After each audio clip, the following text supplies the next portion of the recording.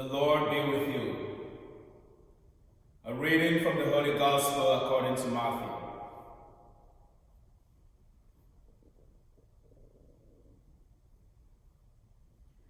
Jesus said to his disciples, "Do not think that I have come to abolish the law or the prophets.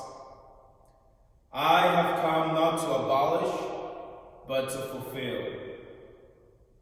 Amen, I say to you, until heaven and earth pass away, not the smallest letter or the smallest part of a letter will pass from the law until all things have taken place. Therefore, whoever breaks one of the least of these commandments and teaches others to do so will be called least in the kingdom of heaven. But whoever obeys and teaches these commandments will be called greatest in the kingdom of heaven." The Gospel of the Lord.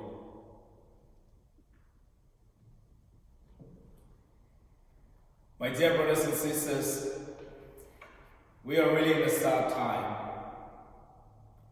You know, it is unbelievable that beginning today we will no longer be having daily Mass, and even on Sunday, until further notice, as we read from the Archbishop's message yesterday. And in today's Gospel, we see Christ emphasizing that he has not come to abolish the law nor the prophets. And he says that whoever breaks one of the least of these commandments and teaches others to do so will be considered least in the kingdom of God. Now, this made me wonder if the message that the bishops are giving the people in this time of the coronavirus pandemic is contrary to what we hear in this gospel today. Well, first, let's take a look. Let's remind ourselves of the 10 Commandments. 1. I am the Lord your God. You shall have no God except me. 2. You shall not take the name of the Lord your God in vain. 3. Remember that you keep holy the Sabbath day. 4. Honor your father and your mother. 5. You shall not kill. 6. You shall not commit adultery. 7. You shall not steal. 8. You shall not bear false witness. 9. You shall not covet your neighbor's wife. And 10. You shall not covet your neighbor's good. But today, let us focus on that third commandment. Keep holy the Sabbath. Now, Christ himself says that he has not come to abolish the law nor the prophets. But if we remember, in the Gospel of Mark chapter 2 verse 27, after Jesus and his disciples were picking up the grains on the Sabbath and eating, and the Pharisees and scribes came up to him and started rebuking him, what did he say? He said, man was not made for the Sabbath, but rather the Sabbath was made for man.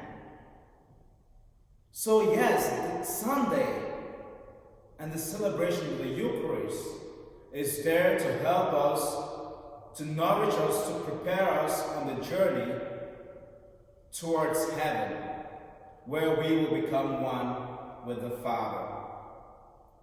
But in a time like this, when we are struggling with a virus like the coronavirus which we are fighting at this time, and we don't even know how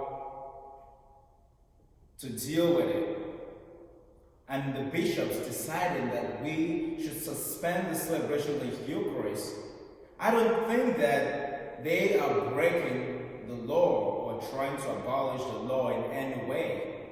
As a matter of fact, I think they are doing what Christ would do. They are trying to save life and not destroy it. In Mark chapter 3, verse 4, after Jesus cured the man with a withered hand on the Sabbath, and again was once more rebuked for healing on the Sabbath, what did he say? He asked the Pharisees, is it lawful to do good or to do evil on the Sabbath? Is it lawful? Is it better to save life or to kill it on the Sabbath? So, my dear brothers and sisters, when some of our bishops are deciding that we suspend the celebration of the Holy Eucharist, even though it's the source and the summit of our very Christian life,